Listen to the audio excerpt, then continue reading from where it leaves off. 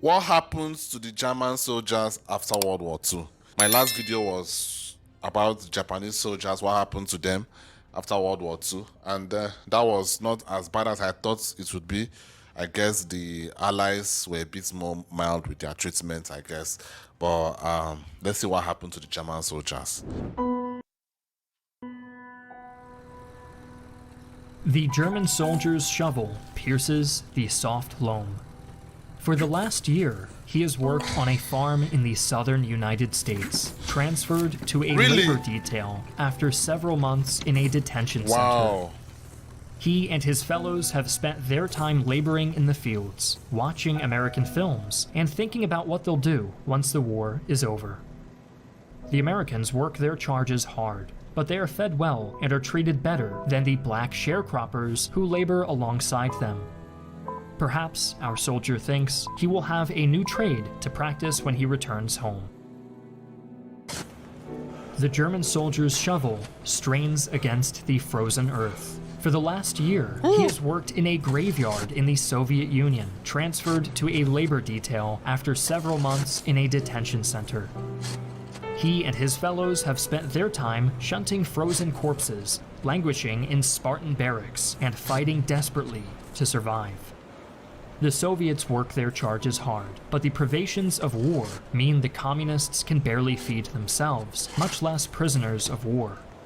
Perhaps our soldier thinks he will soon join his former comrades who stare blankly at him from the pit. Damn. Hi, I'm Griffin Johnson. Guys, tell me something. Tell me something. If it were to be you that was a soldier, first of all, let's be real here. Most of these soldiers didn't want to fight. I hate this idea that everybody that goes to war, everybody that participates in war, even including in war crimes, all wanted to do all that stuff. I know people sit down in their air-conditioned situations and their cozy lives and judge all these people. Most people have never participated in a war. Wars can bring out the most animalistic aspects of a human being. Wars will bring that out. Even sometimes I have fought, I've had a fights that don't even really matter on the bigger scale.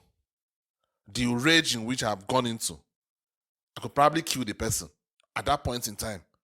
But maybe after that I could regret it. But at that point in time, I could probably kill that person. The worst is if, let me say for example, I am robbed in my house and I have a jump on the armed robber, I'll probably kill him if I have the chance. So I'm just saying, like, when you're in this situation where your life is so cozy and you have no problems, it's easy to sit down and judge all these people. But man, I'm not going to lie. I'm not saying I would have done all these things that these people did. But at the end of the day, most of these people didn't want to go to war. Most of them didn't want to go. They were ordered. I mean, let's not act like we don't know how soldiers' lives are. They were ordered. Some of these people were not even soldiers. They're probably just civilians who were forced to start fighting. The same way in which the Ukrainian government is forcing some men to fight. You think all the men that are fighting, they want to fight? Is that what you really think? You think all the men there want to put their lives on the line to die in that country? No. Some people just don't want. Some people would like to leave the country and go to the US or go and stay in some other place that there's peace. But they are being forced to fight. They're not allowed to leave the country. So I'm just saying it's easy to sit down here and say all these things. I always try to be very logical in these discussions. I know I've had a lot of videos on my channel about past wars. And if you've noticed, if you've checked out my other videos, you will see that I am not one of these people that always gets so emotional about these things. I don't understand that there's a gray area to this, and I always try to look at things objectively. So that's just how I look at it. These people didn't order any of these things. They probably were told to do most of the things that they did. Let's just be real. Chair historian.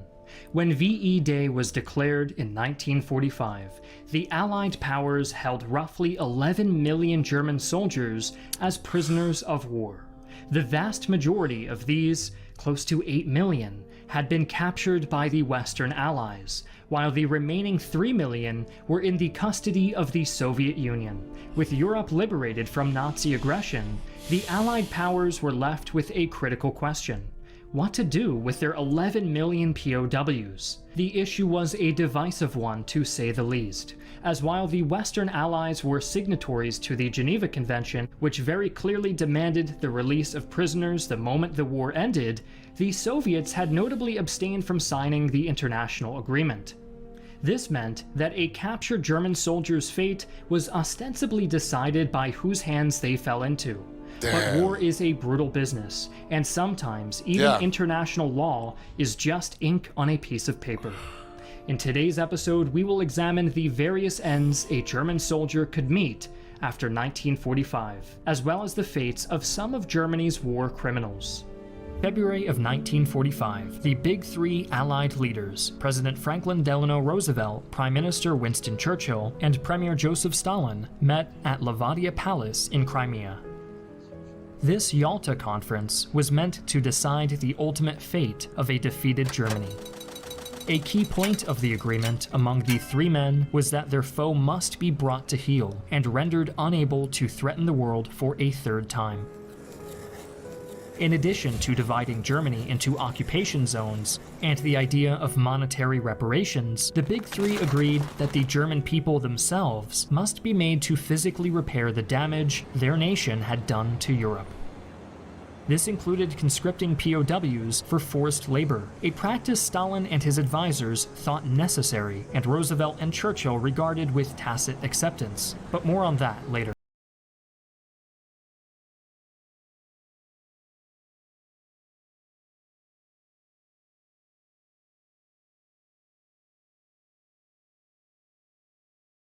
German soldiers were imprisoned in roughly 20 countries around the world, including in the continental United States. While stateside, many German prisoners were leased out to farms or factories to serve as laborers, providing additional hands to make up for the workers lost to the draft. A hotbed of this leasing activity was the southern US, where German POWs befriended American citizens and watched Hollywood films during their off hours. Overall, POWs sent to the US were treated humanely, and deaths of Germans in American custody were low at 491. Things were different in the internment camps in Europe, where American estimates for POWs who died in custody lie in the low thousands, while German tallies claim up to 40,000 fatalities in American custody. The Americans' early release of many prisoners complicates attaining an exact number. For their part, the British Empire managed the fate of up to 2.5 million German POWs by the war's end. Germans kept in Great Britain could be housed in anything from tents set up in a pastoral field to elegant manor houses repurposed as surprisingly posh prisons. Similar to their comrades in the US, German POWs in Britain enjoyed a cordial relationship with British civilians who gave them money and foods that they were not usually fed. Germans in Britain could also be put onto a labor detail, for which they were paid a respectable 2 shillings per day of work. The number of German POWs who died in British custody was 1,254. British soldiers, as well as American, were also reported to have engaged in torture when interrogating Germans suspected of committing war crimes, often leading to confessions extracted under duress. But this was far from the worst a German captured on the Western Front could expect. That dubious dishonor lies with France. German soldiers captured during the liberation of France, as well as a number relocated there from American custody, faced abysmal conditions and vengeful civilians. French citizens would verbally harass or assault German prisoners, stoning or beating them, sometimes to death. Damn. Some POW camps seemed designed for extermination rather than detention. A French camp in the Sarthe gave its inmates only 900 calories worth of rations per day. For comparison, a Jew living in the early days of the Warsaw Ghetto was, on paper at least, allotted just over 1,000 calories of rations by the Nazis. An average of 12 POWs died daily at the Sarthe camp, and shortly after VE Day, the Red Cross reported that almost 200,000 German soldiers in French custody faced imminent starvation. The United States was forced to halt any further shipments of POWs to France and mandate their adherence to the Geneva Convention, an act that, in practice, was largely symbolic. The end of the war meant, according to international law, repatriation. But for the Western Allies, the end of the war largely seemed to mean reparation. The US and Britain leased roughly 1 million German POWs to the French to rebuild their country, while 64,000 went to Belgium, 10,000 to the Netherlands, and 5,000 to Luxembourg. Germans on the continent would assist in reconstruction, building roads or working in sawmills and quarries. Some in France and the Netherlands were made to clear minefields. Dude, I would probably kill myself first, though. I don't know whether they had any access to poisons. In the West, these people were free, right? They were kind of free. Or I found a way to get some poison. There's no way. Like, you guys have to understand. As a civilian, it's a bit different, you know. But if I was in a war, I'm not letting myself get captured. And even if I'll probably be, if I'm a soldier, I'll probably carry a poison around. So at the point in which I am captured, I'm taking that poison. Nothing is going to make me to stay alive for this humiliation, this torture. I know people don't look at this as torture, but this is torture to me. You know, this is slavery. This is basically slavery. It's slavery. I know some people may think that they deserve it, but it's still slavery. It's still slavery. So I'll probably take my own life first before I go through this shit, to be honest with you. I mean, I'm not someone that really, let me not say it on this, on YouTube, but to be honest with you, like, I've never, okay, let me just leave it. 1,000 POWs were killed or maimed each month doing this.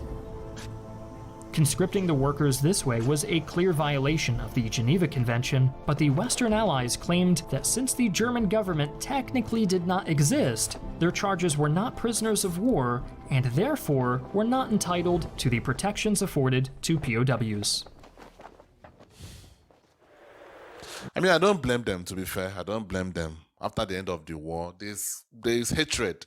There is hatred. There is antagonization. Yeah, like you just can't expect someone to just, oh, okay, the war is over, fine.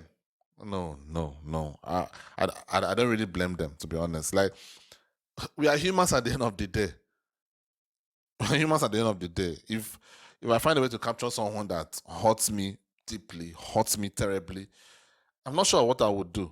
I've not been put in that situation, but I pray I'm never put in that situation because I do not know what I would do. I do not.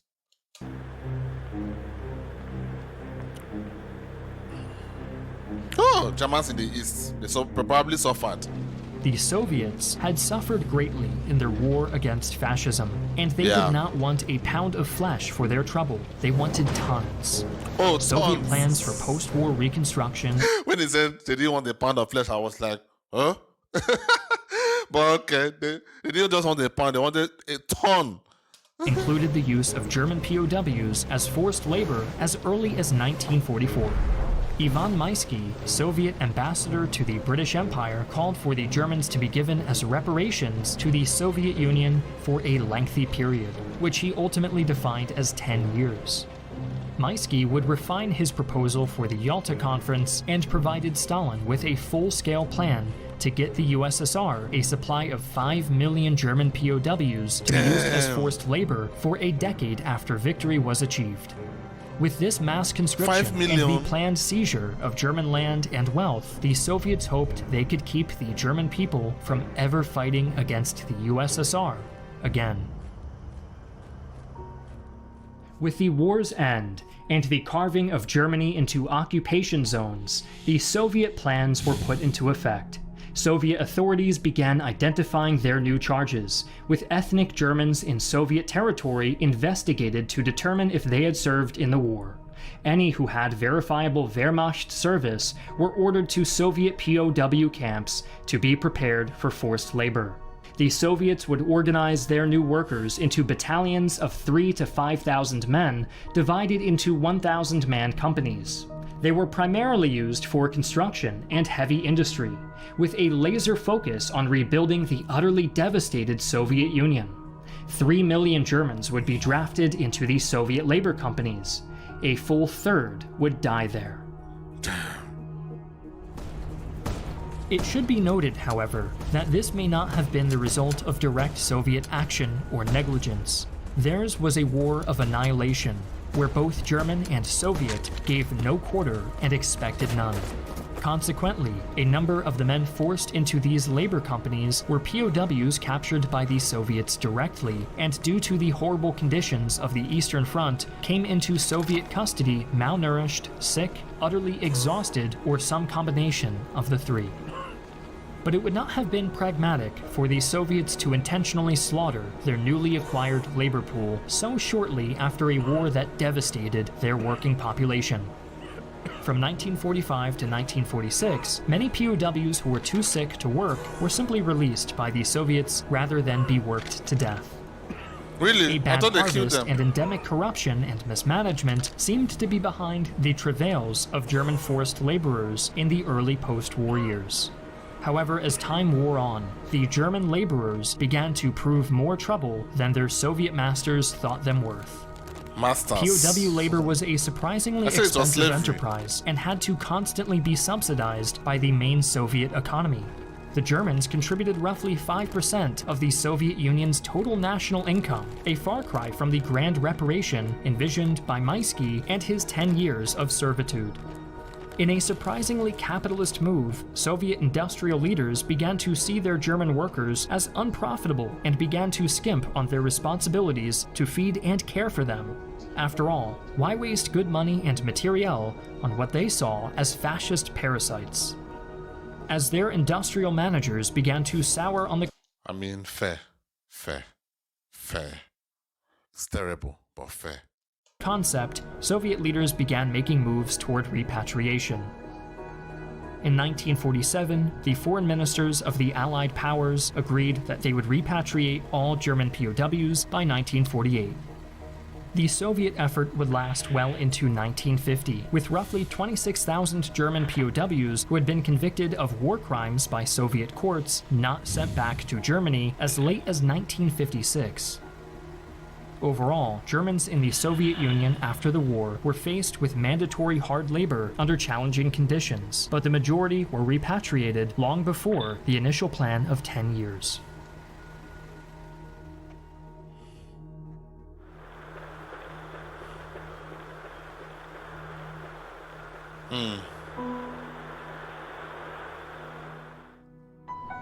But what of Germany's soldiers who had been discharged before the war's end, or who had deserted their Führer's crusade against the rest of the world, or who simply had been far enough away from the front lines that they were not captured? Those Germans who escaped capture and who were in the Western occupation zones found themselves cast adrift in a new Germany. The Allies were keen to strip Germany of any martial will, and to this end, of militarism of any military-inclined organization or club. This meant that German veterans of the Second World War, unlike their former foes, had no support system to help them transition back into civilian life. These suddenly demobilized soldiers found themselves in a country gripped by denazification. As the Western Allies sought to purge the influence of Hitler and Goebbels' propaganda machine and eliminate all traces of Nazi ideology and warmongering. To this end, former soldiers were ordered to present themselves to Allied tribunals for summary judgment. Originally run by the occupying forces before being handed off to German authorities in 1946, these tribunals would take stock of the defendant's military and civilian activities during the war.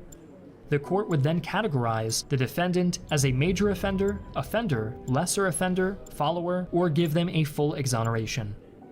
By and large, rank-and-file members of the Wehrmacht were categorized as lesser offenders and sentenced to a 3-year period of probation. During this time, they were prohibited from holding public office or running their own businesses. As more and more defendants were found or presented themselves, the tribunal system began to buckle under an ever-growing caseload, and judges began finding or making a multitude of exceptions to speed the process up. Disabled veterans were often exempted from judgment, along with those who could prove that they were impoverished during the war years or were born after 1919. While this system succeeded in streamlining the process of former Wehrmacht personnel, it allowed those with real Nazi sympathies to slip through the cracks.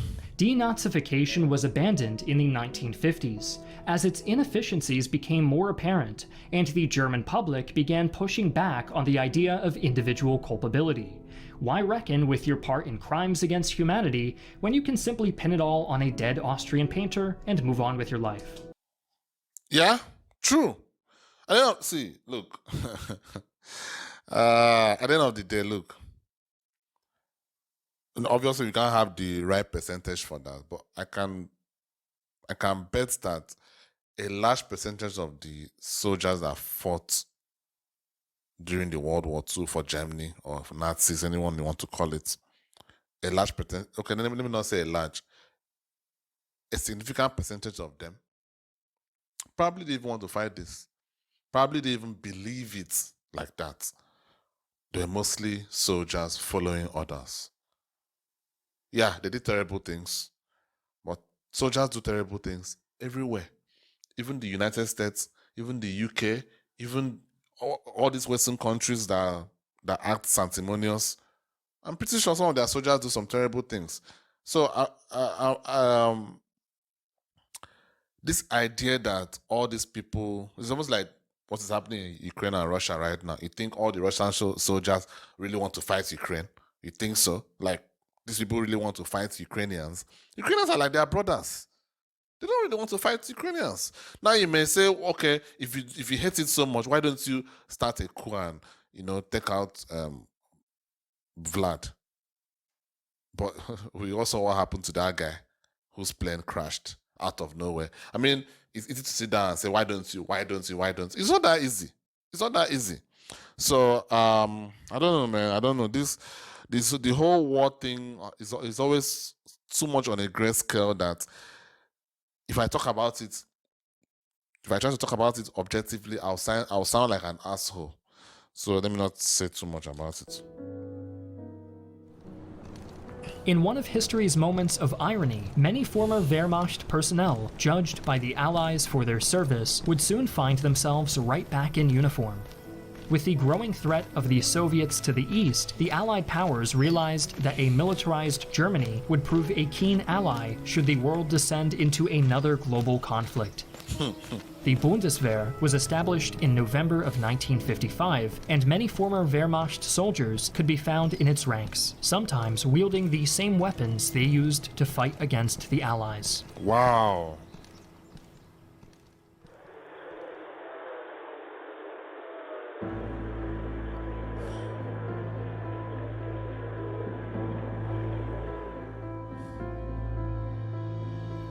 The war criminals of Nazi Germany, from the highest echelons of military and civilian leadership to rank-and-file guards, were arraigned on charges of crimes against humanity and prosecuted at a series of trials, most famously at Nuremberg.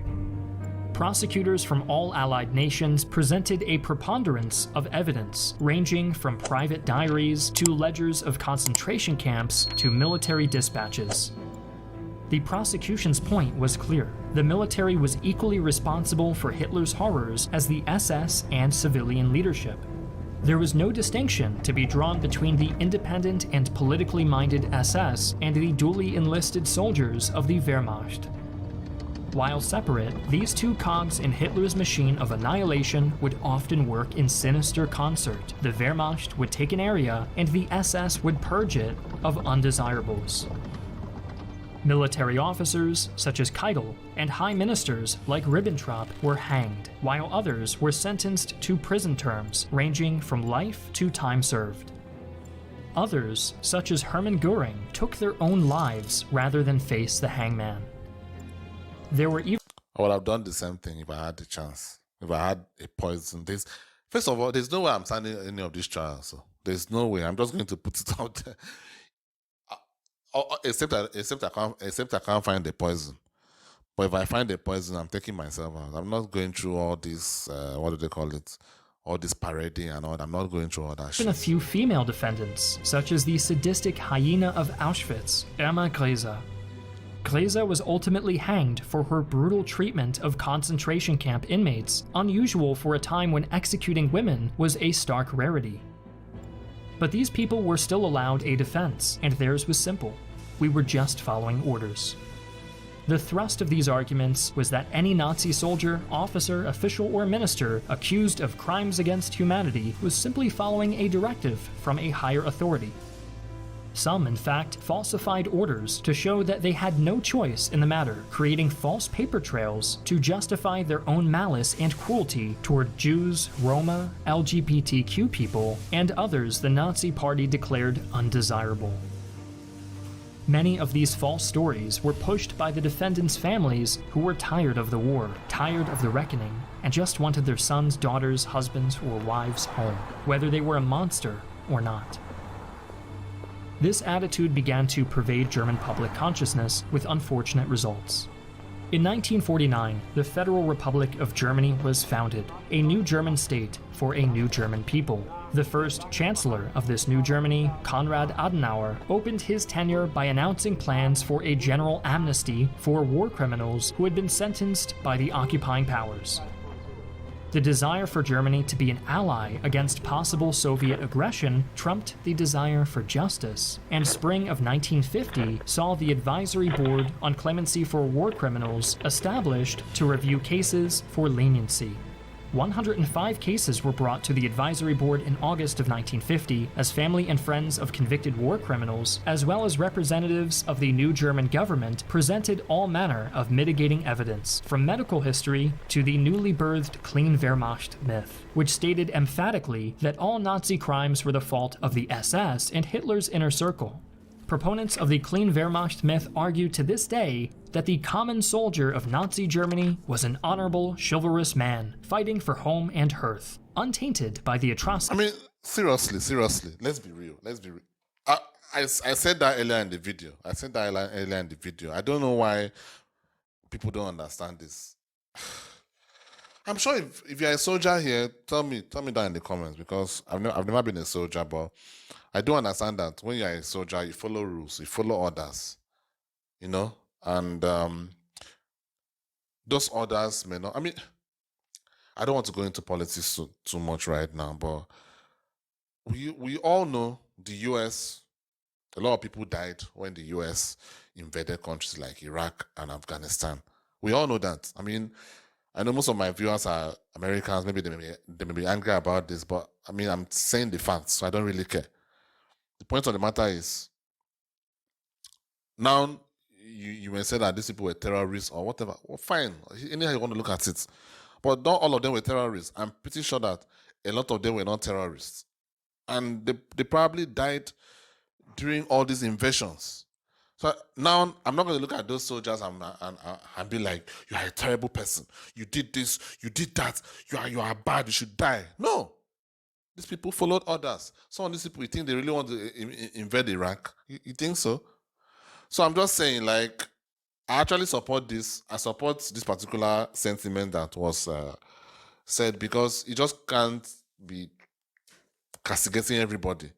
Most of these people were just soldiers fighting for what they believed was their country. No matter how you want to see it, fighting for what they believed was for the good of their country. That's it. No matter how you want to look at it, you may think, oh, they were trying to spread themselves out of Europe. Maybe the Germans thought, the people that were fighting thought that was what was right for their country. Maybe. Of his peers and the hateful rhetoric of his leaders. 84 of the 105 cases heard by the advisory board were dramatically lessened or outright commuted, and the fairy tale myth of the Kleine Wehrmacht spread through the German populace. Generations of Germans believed in a sharp divide between their ancestors who fought for Hitler and his crimes, eager to compartmentalize the shame of their nation's atrocities and their own family histories. War, like history, is never simple nor clean. Yeah. The soldiers of Germany captured on the battlefield rightfully expected to be treated in accordance with the Geneva Convention, and in many cases they were, until the war's end. The pragmatic and vindictive moves by the Allies to force German POWs into rebuilding Europe Forced do not labor. excuse the crimes Slavery, of Nazi basically. Germany, just as Nazi atrocities do not excuse Allied violations of the Geneva Convention.